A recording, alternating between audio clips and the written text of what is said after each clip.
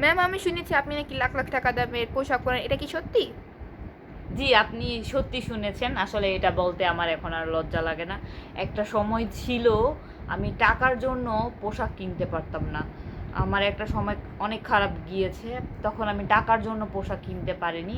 মানে পোশাক কিনেছি, মানে দামি পোশাক পরতে পারিনি। এখন আল্লাহ আমাকে সেই সুযোগ দিয়েছে।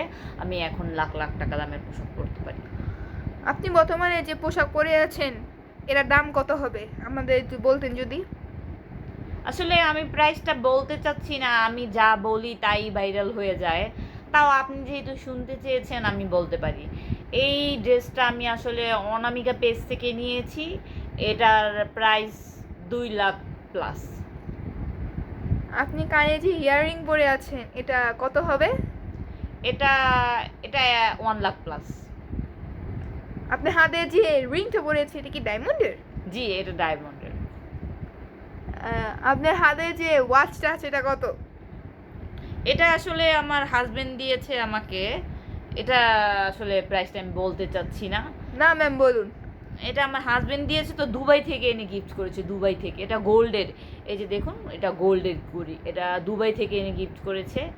এটার প্রাইস আপনি যদি শুনতে চেয়েছেন তাহলে বলি, এটার প্রাইস 5 লাখ প্লাস। আর ডায়মন্ড রিংটা কত হবে? এটা 2 লাখ প্লাস। আচ্ছা।